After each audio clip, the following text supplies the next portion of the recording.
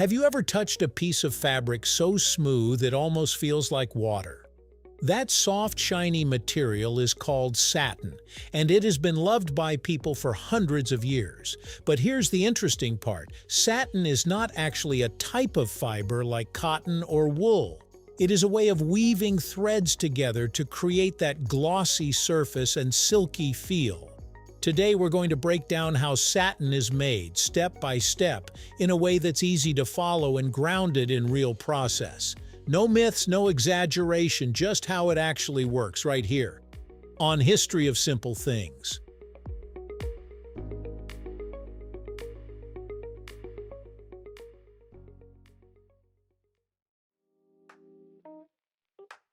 Before we talk about how satin is produced, we need to clear something up. Satin is not a material by itself. It is a weave. That means it depends on how threads are arranged, not what they are made of. Satin can be made from silk, polyester, nylon, or even cotton. What makes it satin is the weaving pattern. In a satin weave, threads are arranged so that more of them stay on the surface. This creates that smooth, reflective look. Think of it like this. If most threads stay hidden underneath, the fabric looks dull, but if more threads float on top, light reflects better. That's why satin shines. This simple idea is the foundation of everything that comes next. Every piece of satin begins with raw fibers. These fibers can come from natural or man-made sources. Silk satin starts with silkworms. These worms spin cocoons made of fine threads. Workers carefully collect these cocoons and unwind them into long strands. This process is delicate because silk threads are very thin. Polyester satin, on the other hand, comes from chemicals. These chemicals are melted and pushed through tiny holes to form long, continuous fibers. Once cooled, they become strong threads. No matter the source, the goal is the same. You need long, smooth fibers that can be turned into yarn. Without this step, there is no fabric to weave. Once fibers are ready, they are spun into yarn. Spinning is the process of twisting fibers together to make them stronger and easier to handle. For silk, several strands may be combined to create a single thread. This makes the yarn more durable while keeping it smooth.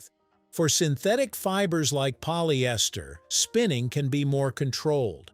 Machines can adjust thickness, strength, and texture with precision.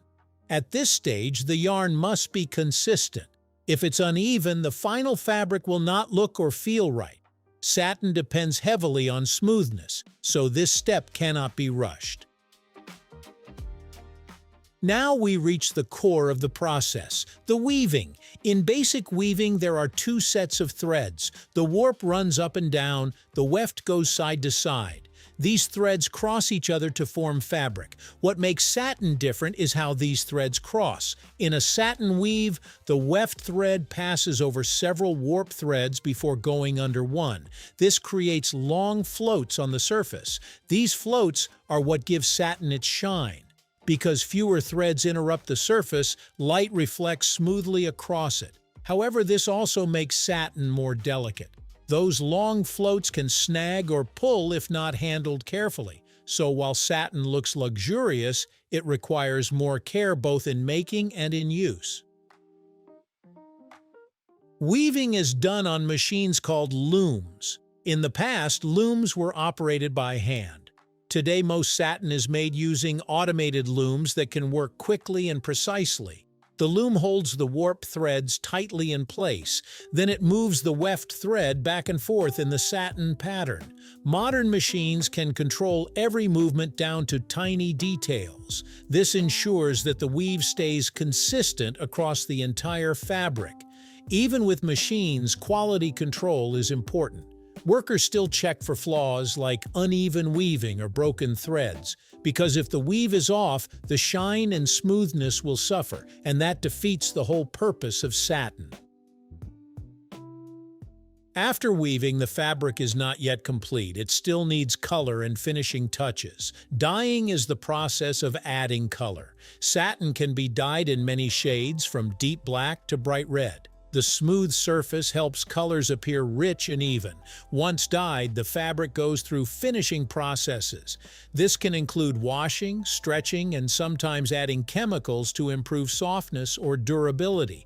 For silk satin, finishing is often more gentle to protect the natural fibers. For synthetic satin, treatments can make the fabric stronger and more resistant to wrinkles. At the end of this stage, the satin is ready to be cut and used in clothing, bedding, or other products. So why does satin feel so smooth compared to other fabrics? It comes down to the surface. Because of the satin weave, there are fewer interruptions from crossing threads. Your skin touches more continuous strands instead of rough intersections. This reduces friction. That's why satin feels soft and almost slippery. It also explains why satin is often used for items like pillowcases and formal wear. The smooth texture is both comfortable and visually appealing. But again, there's a trade-off. The same structure that makes satin smooth also makes it easier to damage. That's the reality behind the luxury. Satin has been around for centuries. It was once made only from silk and was considered a luxury item. Only wealthy people could afford it. Today, technology has changed that. Synthetic fibers like polyester make satin more affordable and widely available. But the core method has not changed. The satin weave remains the same. It's a good example of how traditional techniques can survive even as materials evolve. In a way, satin is a blend of past and present, old weaving principles combined with modern production.